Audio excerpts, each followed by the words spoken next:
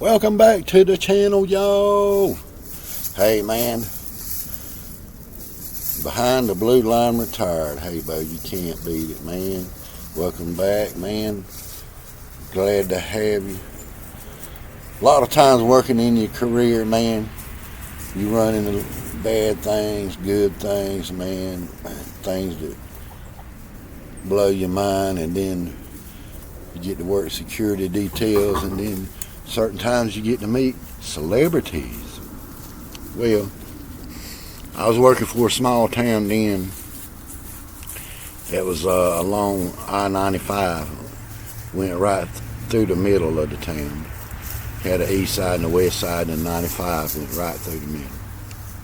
Chief didn't like us to venture 95 too much unless we absolutely had to. But, you know,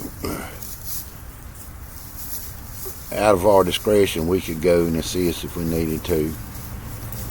Because the highway patrol, they always stay busy with wrecks and mess. Because in my area in Robeson County, the stretch of 95 from Lumberton through the other side of St. Paul's halfway to Fayetteville, and they've done a statistic on this in a test. For 95 runs from Florida up to New York. The most dangerous parts of 95 are between Lumberton and St. Paul, North Carolina. That's where you have a lot of your wrecks. So one day, you know, got a call and said, hey man, you know, there's a bus that's broke down. Can one of y'all go down there and check it out, man, and make sure they're all right? Because, you know, we didn't want no collisions, because people drive like maniacs on 95 anyway. You can be driving along, you know, going 65, 70, and somebody pass you like you sitting still. You know, and a bus, you know, a bus ain't going but so fast, and they usually hang the right lane anyway just in case. So I get down there, I pull up behind, I turn my lights on, I get out of the car, you know, pulling on my belt, you know. I said, I'm going to walk out and find out what the guy's deal is. Well, out of the door comes famous country singer. I looked at him, I said, you wearing Tippin? He said, I know. Old modesty, you know. Old country boy. Back then, he's built like a Sherman tank. And I remember the bus was purple looking. It was real pretty. I think it was a Silver Eagle. But I want to say the front tire, it blew out. I said, Mr. Tippin, Arron Tippin. Boy, let me tell you what. I think that's just when he just got started, and he had a couple of songs on the radio then. He was just getting started. I think he had that song out that I love to sing all the time. I wonder just how far it is over you, and then he had another one and started, you know, I don't know what show he was going to. All I knew was on 95 heading northbound. I don't know if he didn't do a show in February, I don't think. He was headed up north, but anyway, Volvo was just right down the road. So I went down there and talked to the man, seen what he had to have. And they went out there and hooked him up, man, and got him an extra tire and all of that stuff. So you can imagine, man, riding around in them buses, you know you're going to wear some tires out.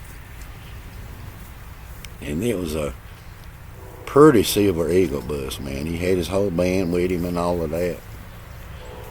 So, and I believe he's from South Carolina originally. I believe he's from...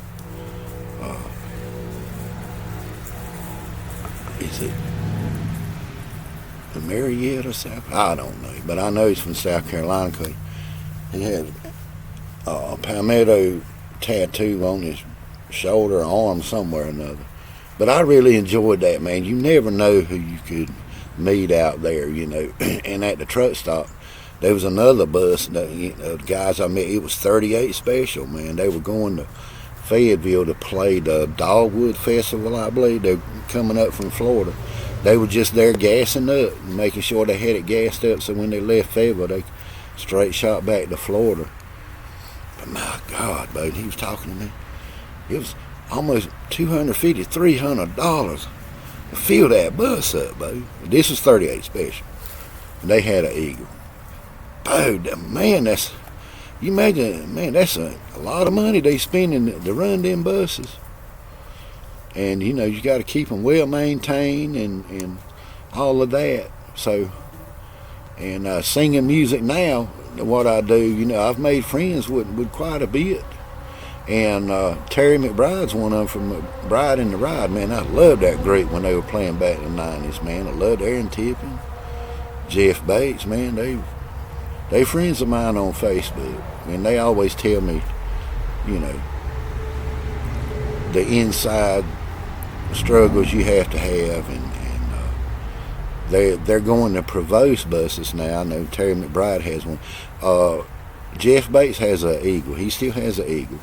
I think he rebuilt.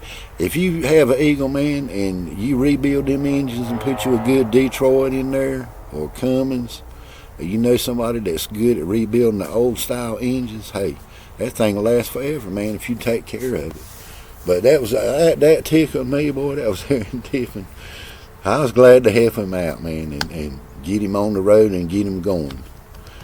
Because you had to veer the traffic to take the left lane so you could get that bus out on the road and get going. So we eased off with the blue lights and let them get on. But, man, that was way back in the day. And I just wanted to share that, man, because a lot of people you meet, man, we've met some people, the celebrities in Lumberton, where they were filming a movie. When I was with the sheriff office, we'd work security detail, and Will Smith was out there and Queen Latifah. They were filming certain parts in the movie off of 74 area, and it was real confidential. Nobody knew anything about it, and we really weren't up close to them to shake their hand and talk to them. But they're chasing squirrels. But I mean, you never know who you meet, man. And you always kept it quiet. That was a good thing.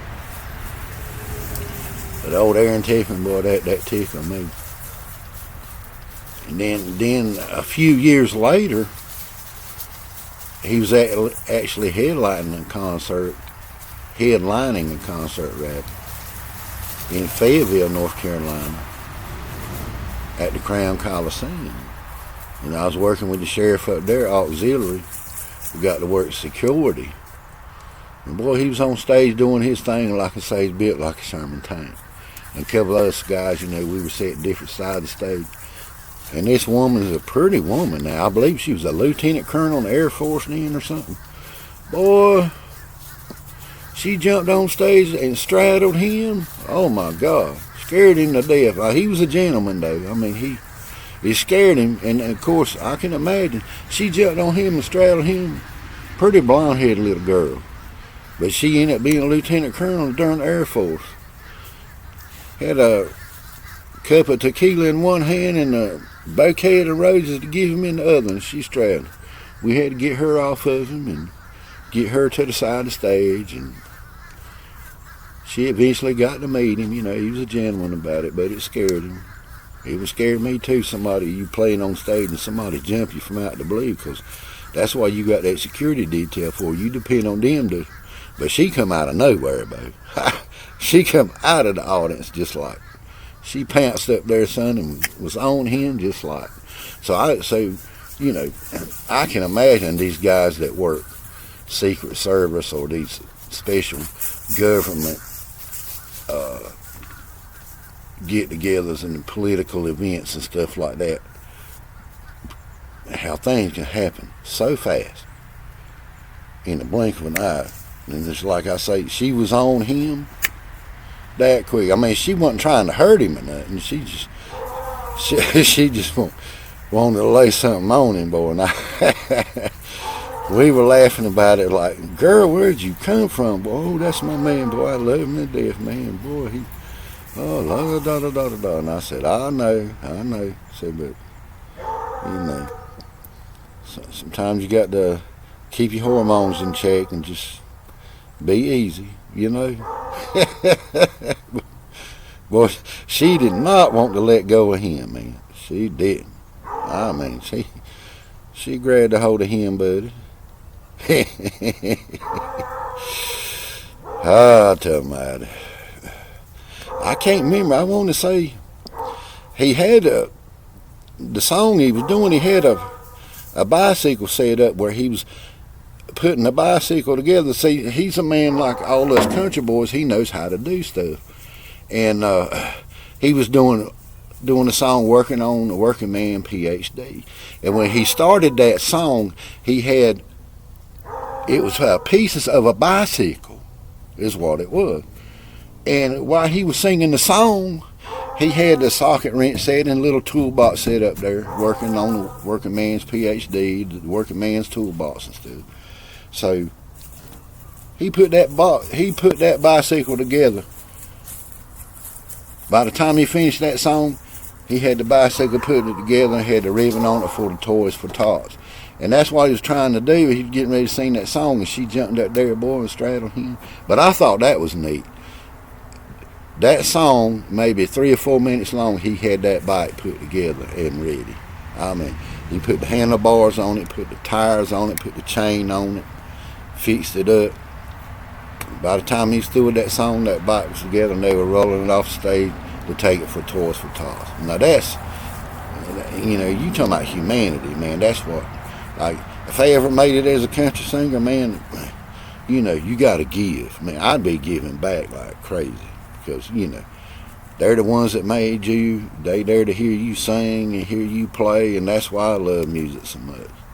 But I'm an independent type person, and I love it. I need to get a band together, a right band, and do it the right way, and get out there and do some stuff. I got a lot of songs all on Spotify, iTunes, iHeartRadio, and all that stuff. Enough about me. But anyway, like what you see in here, man, hit like and subscribe. As we say in Rob Code, shine, yeah.